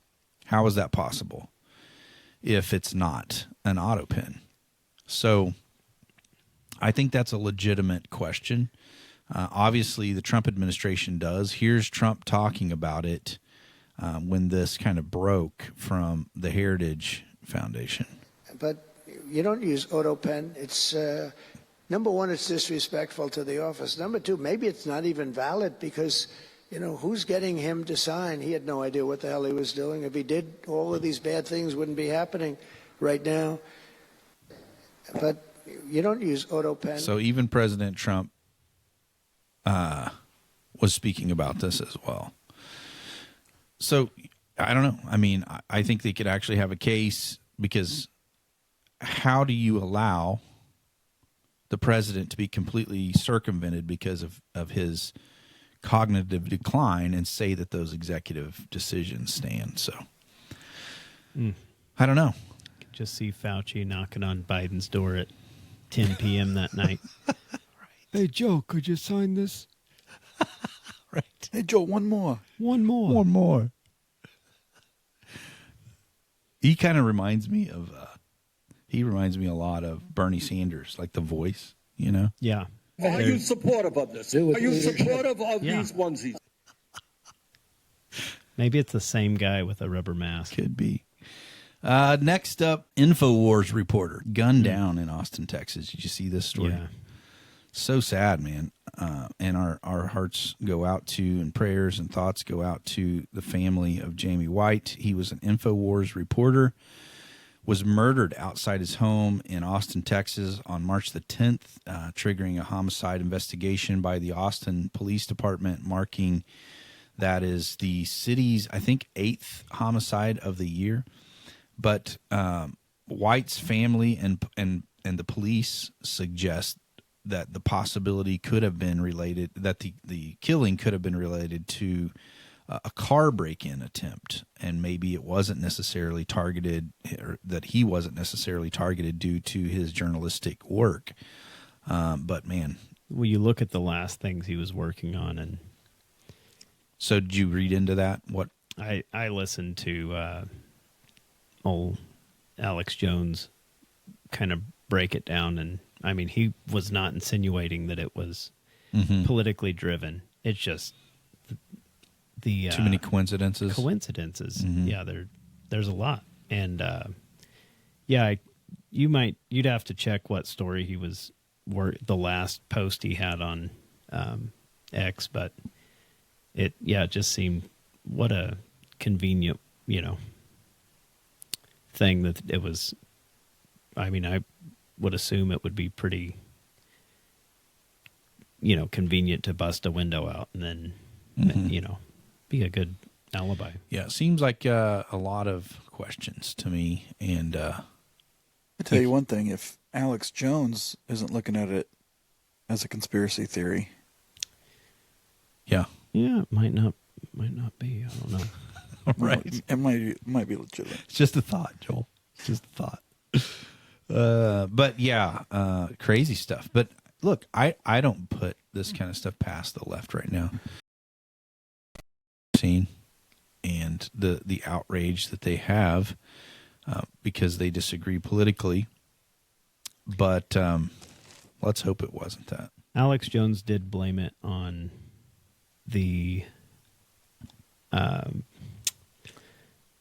who's the Soros. There it is. Yes, he blamed it on the Soros appointed judges. That why Austin is in the condition that it's in. Okay, so letting criminals back out on the streets. Yeah. Well, that's a legitimate issue. That's all he was willing to. About every major city in the country right now. It's an issue. That was as far as he wanted to go for. I think right now you just want to kind of respect the family and just kind of not make it uber political. But yeah, I mean, you look at what we had with Kim Gardner, where over 50% of the felonies that were caught on the street were not prosecuted. Mm.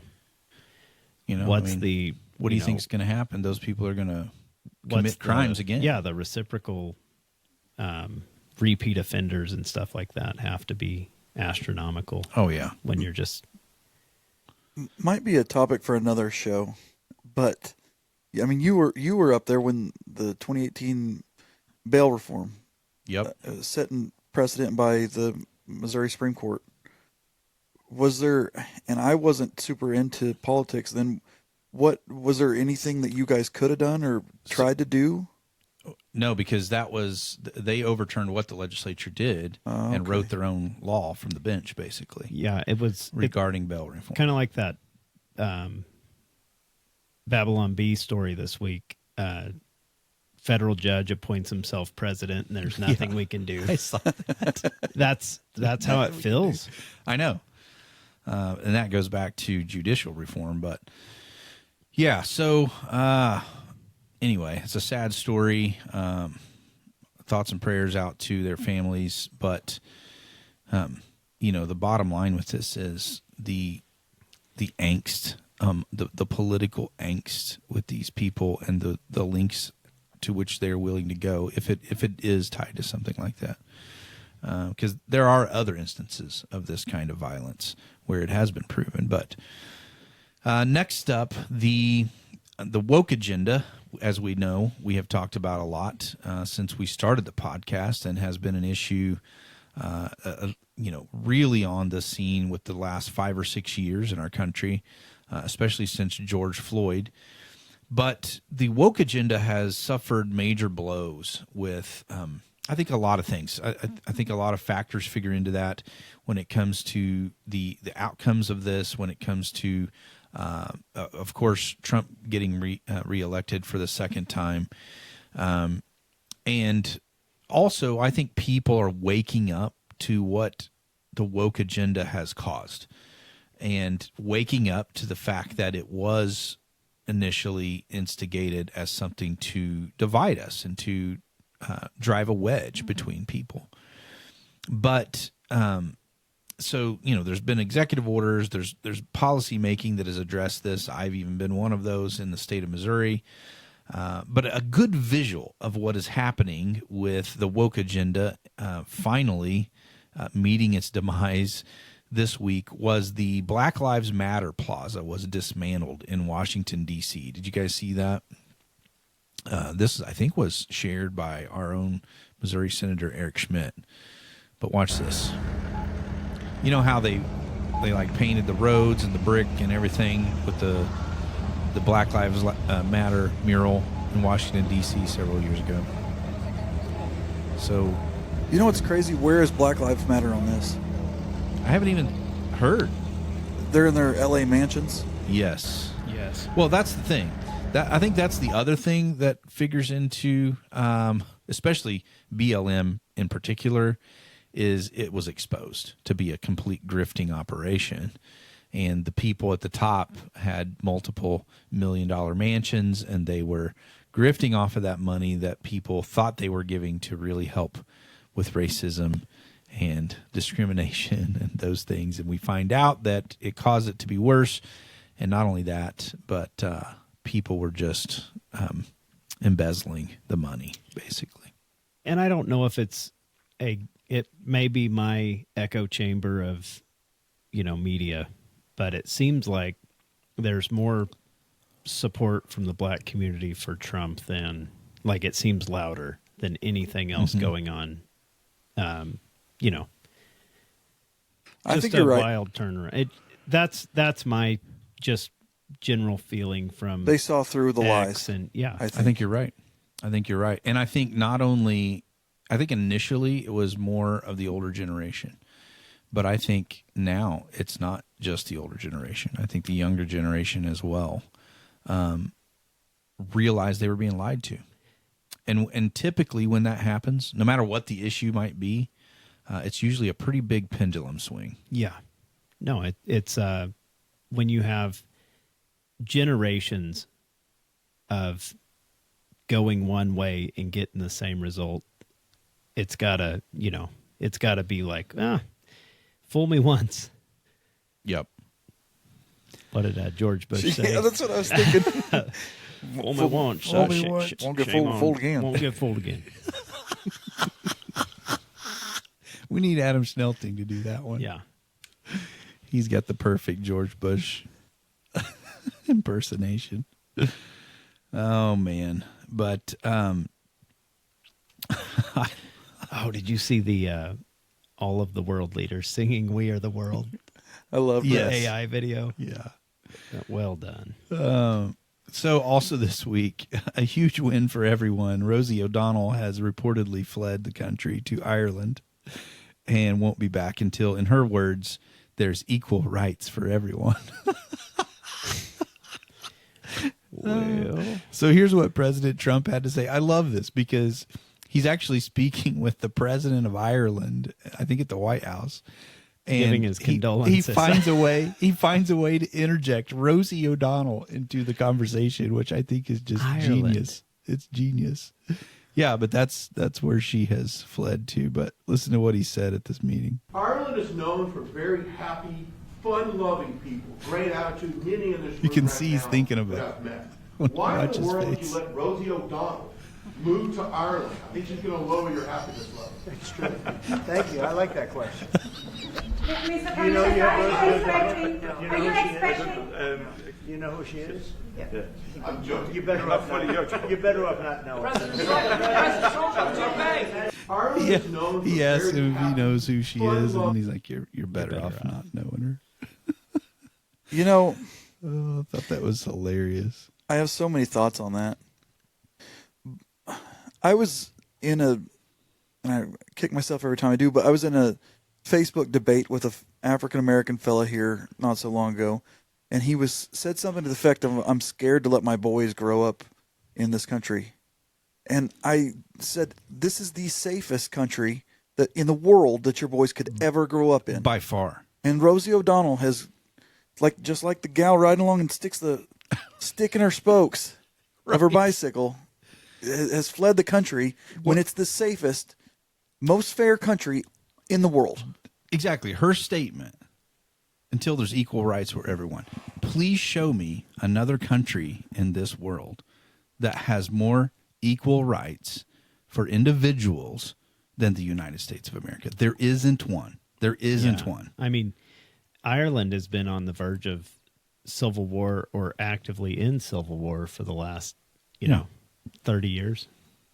It's been a while. These people have no clue about even what they're speaking of when it comes to those things.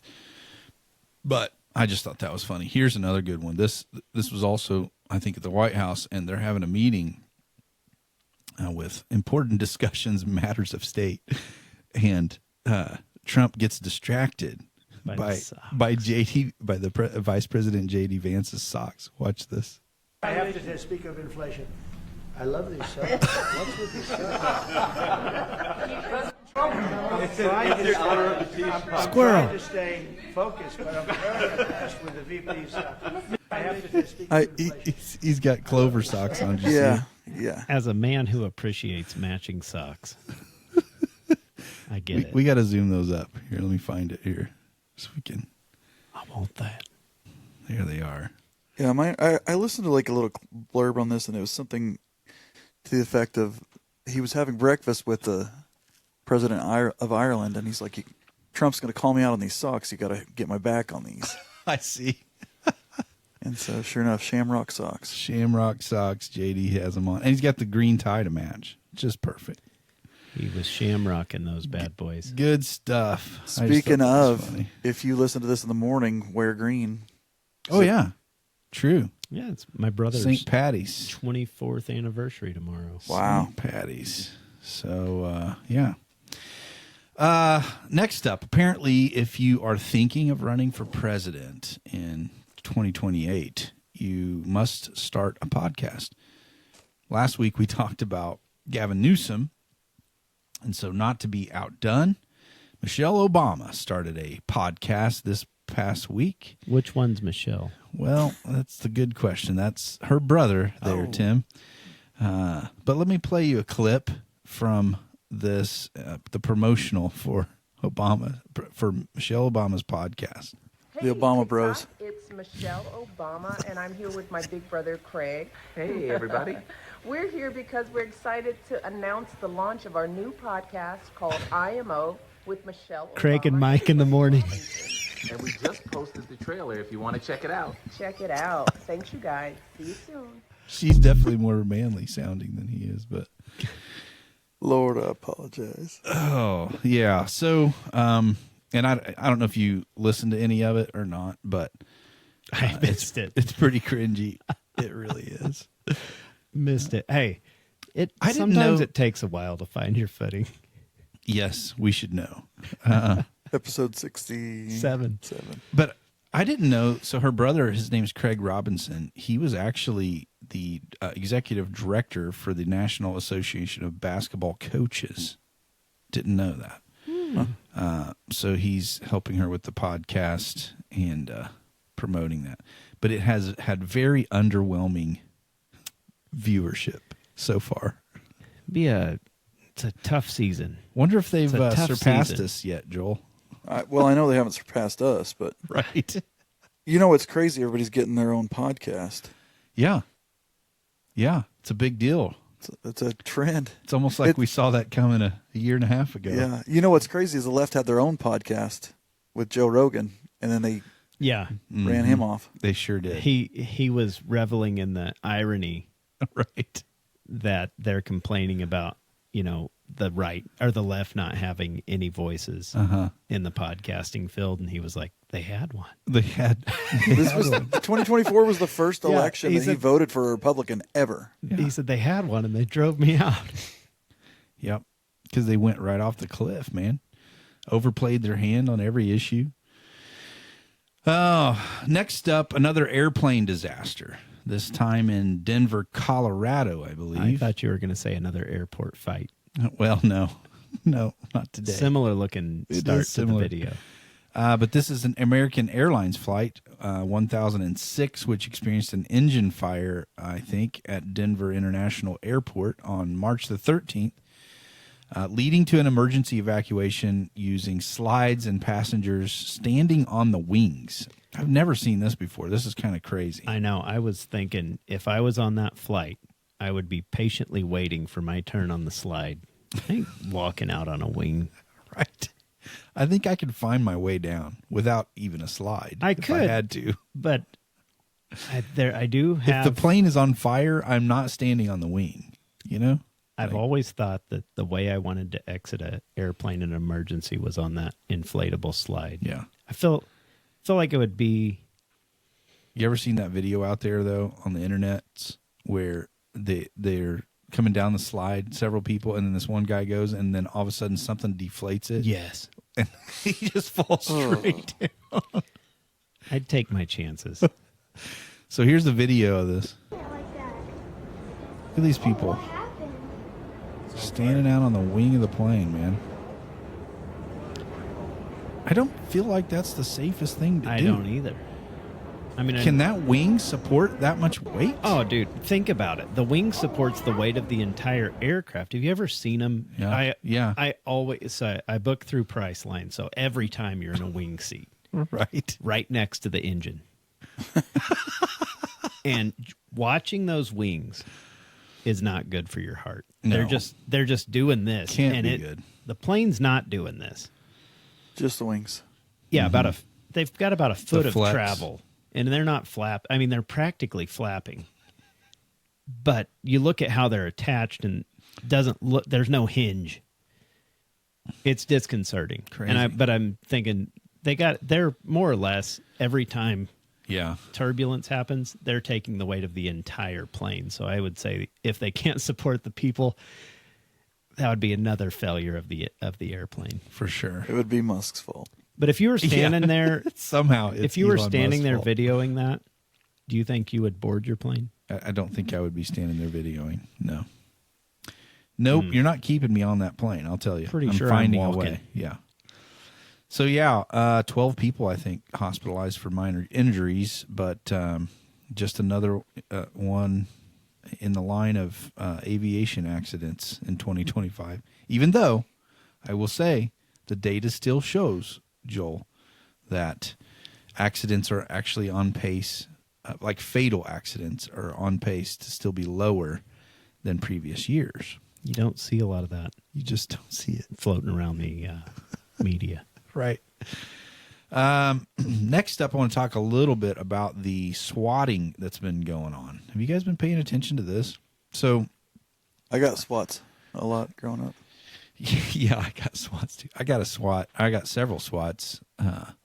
My first day of kindergarten, before school even started. That is got to be a record. No, that happened to Dave too. I got in a fight. I think if you get SWATs on your first day of kindergarten, you're destined for something bigger. Something great. For something great. I don't know. I'm convinced because I'm sure my parents did not think that though. I know, but I definitely, my kids were homeschooled, so I went ahead and got it out of the way. All right, kids. Give them a boost. Hey, just so you know, here's what it's like. That's right. I just wanted them to be successful. Yeah. In whatever endeavor. I went to a private Christian school, and they had two paddles. One was Big Red and Little Red. So I got Little Red on the first day of school. And you know what, Tim? I'm thankful for it. Yeah. Maybe a better man. I at one time I saved all my corporal punishment slips because I never got them signed. Mm-hmm. Because my parents stamped them upon my buttocks. Yeah. And I got the board of education second dose the next day at school. So well, if I had, as everyone knows, if you get a spanking at school, you get one at home. Oh, for sure, at least one. If your parents more like are 10 doing it right. Yeah. That's right. So yeah, I at one time had 23 corporal punishment just stacked up notes stacked in my binder. Yeah, you didn't want to let those out. You need that has to be a slow drip, or otherwise it's going to be a bad day. One time I got detention for a whole semester. They just said, you know what? We're going to save some time here. 356 demerits in one day. Holy smokes. 3 was a 20-minute detention and 6 was an hour. So they didn't prorate it. I got the book. Yeah, so any of you out there that are aspiring young parents, there is hope. Yeah. Don't get Because discouraged. Tim turned out pretty good. Look at him. He's the co-host. Depends who you ask. On a great podcast. All right. The swatting problem. So it's heating up again. This is something that, the people that the left hate, they are willing to do the craziest things. And this is one of them. Joel, can you explain a little bit, like what is swatting when we talk about that in this setting with people doing this, and how can that be dangerous? It's basically a bomb threat on a private house, right? Yeah. So if I called in right now and said that Ben Baker killed Tim and Joel in his house, and they showed up, they'd send the cops over because they have to show up, right? Yeah, if you make that call. Yeah, they'd send the cops over and bust the door in. Bust the door in, essentially. Yeah. I mean, I would think that they would maybe come up and start loud hailing or something. Right. And your wife would go out and be like, "What's going on?" Yeah. Or whatever. You would think. But there have been situations where, the whole SWAT team shows up because they make these calls and they make it sound like some crazy lunatic has killed people or hurting people or whatever. And I mean, they have to be serious about that. They have to take that threat seriously. And they can break your door down and come in the middle of the night. And, if you're, not prepared, you don't know that this is going on. It can be something where you don't know it's the police. You don't know it's the SWAT team, right? So you could easily see where there could be dangerous situations happen with people that legally own firearms that are maybe wanting to protect themselves and their family from crazy people breaking the door down, right? Yeah. So you could literally get people killed by doing this, and this is what's happening with this swatting situation. So I looked this up, based on available reports that we have, there's been at least 7 high-profile Republican or conservative media influencers and individuals who were targeted just this last couple weeks, maybe just this last week, from approximately March the 9th to March the 16th. And so you have these people that they disagree with, these influencers or whatever politically, and they'll make the call and swat them. This happened to people in Missouri. It happened to our Secretary of State Jay Ashcroft, when he was Secretary of State running for governor. So it's hoax emergency calls that prompt law enforcement to respond because they have to. But one of those that was a victim of this was our buddy Sean Farash, that does the Trump impersonations on Twitter. So listen to what he had to say regarding when they got swatted. Hey guys, it's Sean, my wife Brennan, and just wanted to give you guys an update. We did just get swatted here in Tennessee. The officer said they received a phone call that somebody murdered somebody in the house and was planning a suicide by cop. So I received the call with that information. We cooperated with police. They were very nice. They were actually very nice. Very, very nice. They were not aware that this was going on across the country. Was that, how did you feel about that? What was going through your head when you saw officers in the backyard with guns? I was shaking. I was terrified. I was the only one awake. He was asleep. Yeah. And they were just pointing their guns into the house, and I was very scared. I was very scared. And that's the point, and that's what these people are trying to do. They are trying to silence folks who are not afraid to speak their mind online. And you've seen it happen to so many other people across the country. We're going to do what we can from Tennessee to try and get to the bottom of who's responsible for it. I'd like to see the Justice Department or somebody somewhere get involved with getting to the bottom of it, because you can see it's not a joke. You're coming up to people's homes with very, very big guns that are very unsettling to a lot of people. I'll stop it there. But so that's a good example of exactly what we were talking about with this swatting. I did feel like he was having to fight, not doing the impersonation. Yeah, I can't take him seriously when he's not. I know. Very, very big guns. If he would have, he almost slipped and said "big beautiful guns." Big beautiful guns. And his hands, his wife was holding his hands down. Yeah, but again, it never ceases to amaze me how these people, there's nothing that's too far. There's nothing beyond the line with some of these people when it comes to how they will justify even violence toward people and want them to get hurt or want them to be in a situation where they could get hurt because they disagree with them politically. And that to me is it's awful. I mean, anybody that would have that kind of mindset, I think is just the absolute worst of our society. So I wanted to talk just a little bit about a couple of things here that's happened. This is, you're not going to believe this. This is a clip, ladies and gentlemen, where you will find a man pretending to be a woman lecturing actual women about what it means to be a woman. Welcome to 2025. I'm not surprised. And on top of that, on top of all that, on International Women's Day. Well, when else? Listen to this. Listen to this. For cis women, BIPOC women have to do it. For white women, all women have to do it for men, and we are sick of it. It was women teaching me that there is no definition that anyone can find to define what is a woman that excludes me, that does not also exclude millions of women. Women born without a uterus, women born with chromosomal incongruities, women with hormone imbalances, women with facial hair. According to the Boston Children's Hospital, 1 in every 5,000 women is born without a vagina. There is no way to say that trans women do not belong without also saying that all of them are not women either, and I dare you to say to their faces they are not. Ben. Happy International Women's Day, guys. Imitation is the highest form of flattery. Yeah. I just don't know how you respond to that. Like, if you can't beat them, join them. If you're that deranged to believe what they believe. But I just thought about that. Like, when a man pretending to be a woman lecturing actual women on International Women's Day about what it means to be a woman, like, to me, ever since that's the epitome of the lunacy of this stuff. Old Jenner won Woman of the Year. Mm-hmm. It's really went nothing downhill. can really surprise me.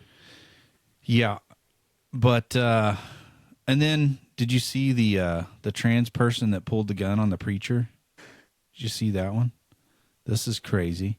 This is a not to be article. I saw a transgender attacking a campus preacher. Yeah, this is it. No, it was a different. Oh, it was a different situation. Yeah. Well, this is also a street preacher.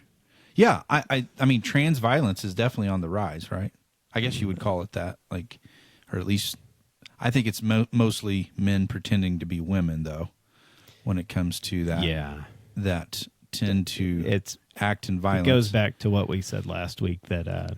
Look at this picture. See if is there a different one here? There's a video, I know, Joel, but look at this. Look at the size of this gun, for one thing. Is that a Desert Eagle? It's carrying this gun, for one thing.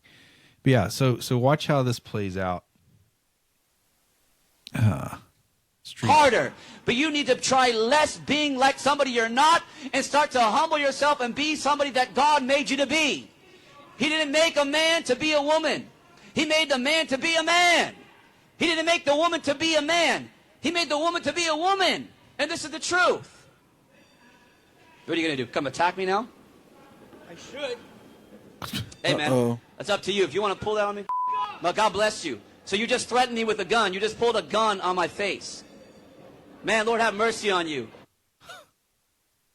Walked right up and pulled this giant gun out of his purse and pulled it on the street preacher for telling the truth.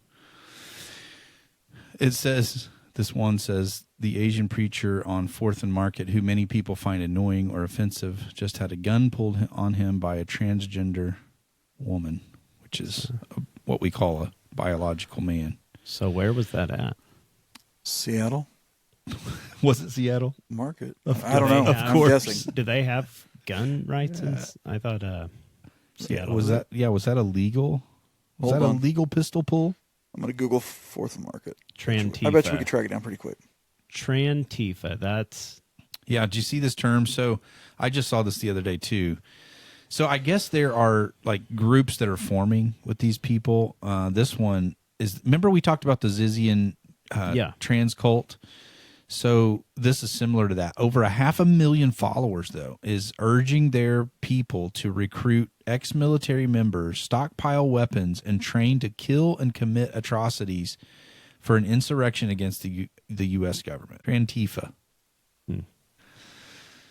But there have been several just in the last couple weeks. Violence that has been from men pretending to be women. Yeah, they were talking about the rise of women, like violence in women, and San Francisco. They said it was quite a remarkable when you actually get into the stats and realize that it's trans the violent acts by women has not gone up. It's that trans are being tagged in as women. Yep. So this is the last story. A reporter, so they're interviewing President Trump, and a reporter hits him in the face with the microphone. And the response, just the facial expression from the president, is just hilarious. It's just hilarious. Just watch this. This is at, I think, the Joint Base Andrews in Maryland, I believe. But watch this. Mr. President, obviously you're concerned. You're concerned about the situation in Gaza. What are the hopes now to get the hunt? You gotta watch it again. She just became a big story tonight. Right? Did you see that? Gaza, Mr. President, obviously you're concerned. You're concerned about the situation in Gaza. What are the hopes great. now to get the hunt back? She just became a big story tonight. Right? Yes, sir. She just became Yes, sir. a big story tonight. Oh, man. Crazy stuff. But, I mean, think about it, though. Like, man, even something like that could be... I mean, if they'd had, like, some of that crazy poison or, like, fentanyl or something, Yeah. I mean, you never know. You think it was on purpose? I don't think it was. I think it was an accident. Yeah, I think it was an accident. But I'm saying, like, security, to me, just because they're the press doesn't mean you can trust it to be... Trust them to not boop the president in the nose. Right. Well, I was looking at... So, because I've noticed there's been several instances of the airspace over Mar-a-Lago or the White House that has been breached, like, in the last 2 months. So I looked that up.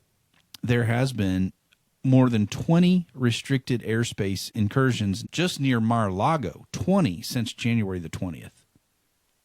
That's a lot of instances of breaching the airspace around Mar-a-Lago. Yeah. And even it's some Elon of those... Musk's fault. It's Elon Musk's fault. The FAA. Yeah.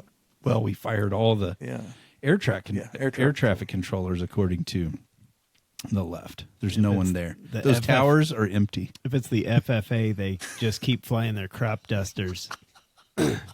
Those teenagers in their corduroy jackets. Teenagers in their crop dusters just can't stay in their lane. Oh, man. Well, that's a wrap. Oh, no, I got one more video real quick. I threw this in there at the end because of the mic thing, but this is Johnny Depp. Have you seen this? Where he makes, I mean, I look at it as a threat, but he's at a concert somewhere, or it looks like a concert. Maybe it's, I'm not sure what it is, actually. Who's the wackadoodle there? I don't know. I think this is like 2017. Was it really? Yeah, I think so. Okay. But listen to what he says. Still worth a listen. It's crazy. He says, can we bring Trump here? Yeah, it is 2017. Somerset, England. No, you've misunderstood completely. I think he needs help. It's just a question. I'm not insinuating anything. By the way, this is going to be in the press. It'll be horrible. But I like that you're all a part of it. When was the last time an actor assassinated a president? Crazy. Wow. Johnny Depp, everybody. Man, it's not okay. I'll tell you, TDS is a real deal. There's a real problem. People are deranged. So that's a wrap, everybody. Don't forget, you can find us on YouTube now, Mancave Caucus. We're trying to keep those videos rolling. You can find us on Spotify, Amazon, Apple Podcast, anywhere where you get your podcast. And if you go over there, make sure you subscribe or like our channel.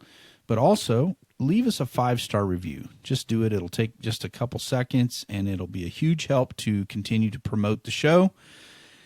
And with that, everybody, hey, have a good week. We'll catch you next weekend.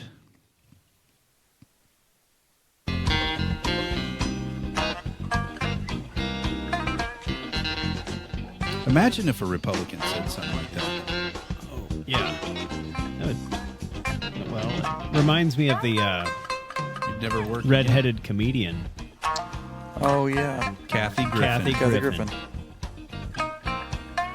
She's a psychopath. She needs to go with Rosie over there to Ireland. Did you see? You know what a lute is? A lute? Yeah. Yeah. Did you see the guy playing Freebird on the lute? No. Did you send this to us? Just today. Okay, I haven't seen it. It is incredible. Okay. Lutery. Is that where that's what the Australians, they go to the bathroom? That's the lute. Oh. But if you had a toot on the lute, that's a lute. Okay. Not to be confused with a luge. Or a deluge. Where a luge is where you... Yeah, the downhill... The Winter Olympics. Yeah. Downhill head first skiing. Skateboarding. Or skating. I did on your belly. On your back. Back. I did some of that at Let's Silver do Dollar it City. upside down and backwards. They've got their own version of the luge. Hey, we didn't get to that story where the girl hit the other girl with a baton in the head. I did see Did you that. It was see that? terrible. Knock her out cold? No, but she couldn't finish. She just like whacked her, and then said that her arm had a spasm. Pitiful. Crazy stuff. Oh man. Ciao, everybody.